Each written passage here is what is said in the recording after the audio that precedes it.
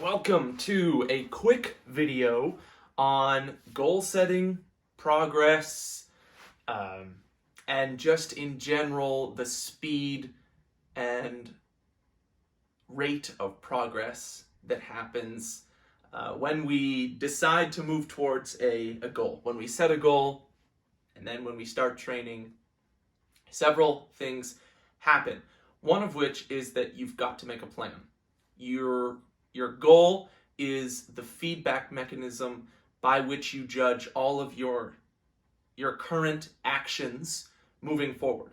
So you do something with a goal in mind, and then you make adjustments as you progress along in order to keep that goal as your overarching direction or objective, but move towards that in a sustainable way, right? So, in particular, the subject that I want to discuss with you is making new drills for the sake of satisfying someone's poor or small or short attention span. And what I mean by this is the fitness market is kind of saturated with this information about diet, about get ripped quick kind of information. You look at any magazine cover and it's like 30 days to your best body, beach body, eat whatever you want and stay lean and ripped. It's all language that appeals to the self inside of all of us that wants the perfect outcome without having to struggle or without having to try, without having to work at all, right? It's the impossible outcome with no work required. And I think it's silly to say that we don't think about that, because it's on every corner of every magazine. It's all over social media. And regardless of whether or not you think that way, you are aware of it. So now that we got that out of the way, we're not that type of people. If it's us and them, we are realistic.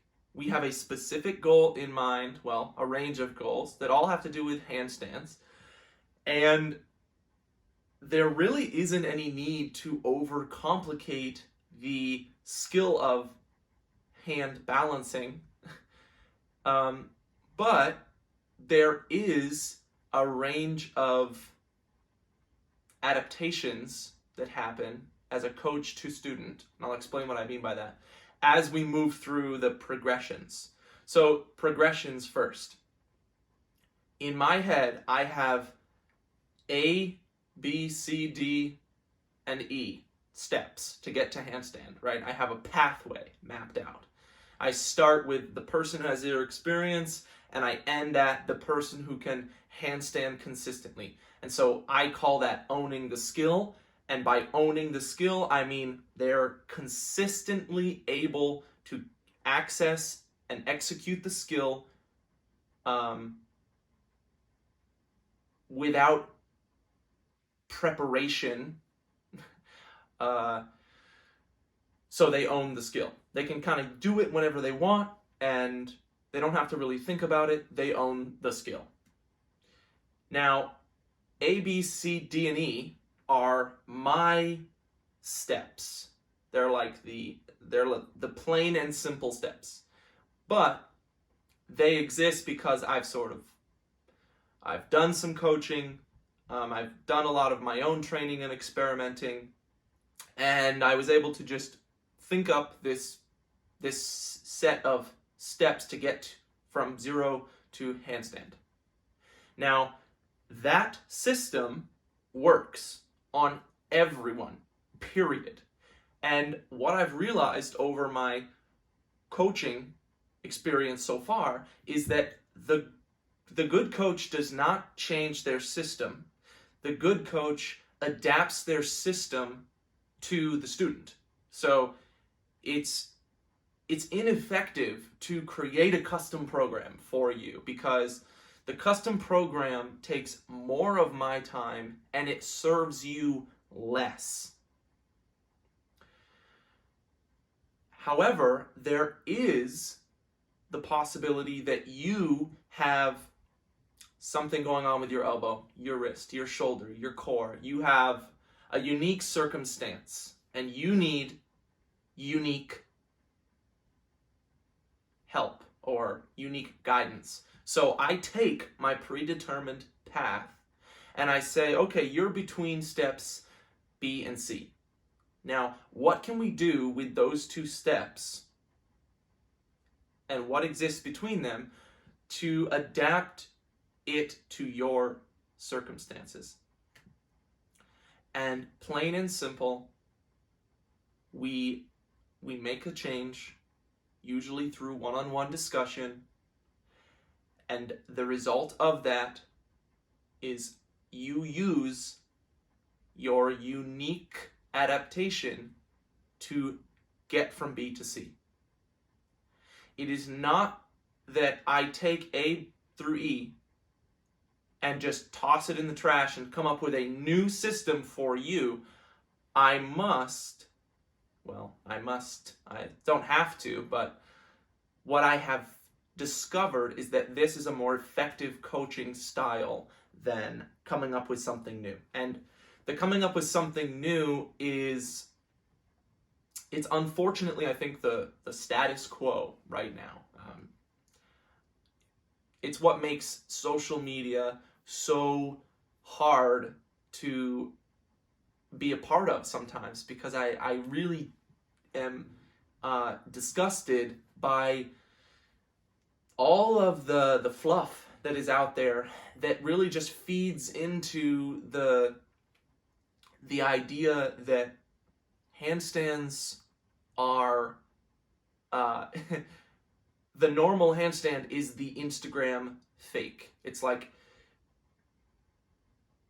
Instagram and social media have created this persona of the hand balancer that is somewhat, somewhat, I can't think of a word, I guess, just somewhat embarrassing. And there are a lot of characters that feed into the polarization between like professional hand balancer and the inexperienced person with an interest in handstands. And so like they're the two extremes, and what exists between them is a lot of just stuff that doesn't really need to be there, but it is there, and it adds to the total confusion. And so maybe that's sort of a pessimistic view, but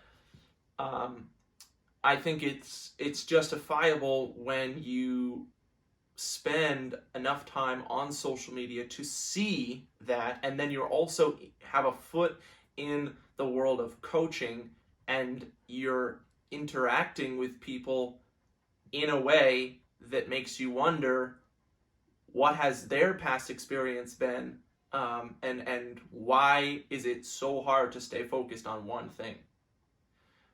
And then take myself training as well. I experience the same things, and I am constantly facing the question of whether or not I'm doing the right thing, what I'm doing is enough. I think that's a natural human curiosity when you have the urge to be better, when you have high standards, you have goals in mind, and you're hungry for those outcomes. You want them. You physically want them, and you need them, and you've convinced yourself that They're something that is no longer just, like it's not really a desire that you could just get rid of. It's like it's part of your identity.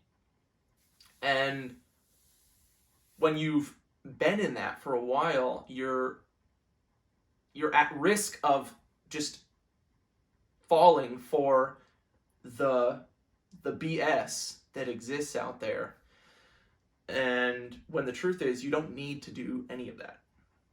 And I think to wrap it up, I believe that being a coach to some degree, as well as practicing myself, as well as being around people who are more experienced in both of those things, practice themselves and coaching others, it's a great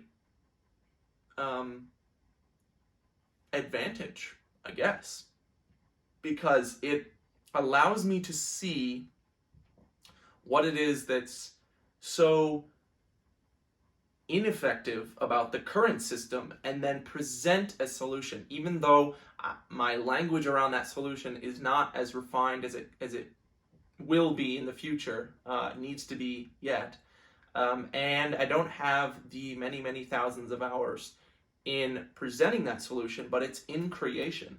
It's in the creation stages. So that was kind of a rant, but I hope it makes some sense to everybody here. If anybody sees this, and if you do, just remind yourself that creating more sort of needless drills or needless solutions should not be done out of the need for just like, it should not be done because you are distracted or to feed into the desire for something new because you sort of feel like you need something new. Instead, let's teach the skill to be able to dig deeper in what you already have, and to ask and navigate the world of, to ask the right questions, but navigate the world of what you're already in, your current circumstances. Because it's in those that we both experience the boredom, but then also we are ignorant to the riches, the wealth, the success, the freedom. That's the word. And instead of developing the skill to sit and to feel or look for and uncover the freedom in the current practice scenario, we start it all over again. And we temporarily feel satisfied with the new set of drills, the new program, the new course. Everything is just like shiny and new. It's just unfortunately not a long-term solution. That's my rant of the week. Peace to all hand balancers. Keep practicing your handstands. Do not get sucked into the new cool stuff because it is shiny, it is attractive, but it doesn't work, and it will never work. If you want freedom, check out Handstandology. Check out the concepts that we're teaching there. Get involved in the community. Book a one-on-one with me, and we'll talk through this same stuff. We'll figure out for you where you need to focus right now in your own practice to make the most progress for you with your life circumstances, with your training experience, without presenting a cool new set of drills, that are going to satisfy that self in you that wants it, but also knows that it's not going to last. You have what it takes. Everything you need is within you now. And I need to hear this message just as much. Everything that you need is within you now. So, learn to see it, learn to find it, learn to listen to it, and trust it. All right, peace.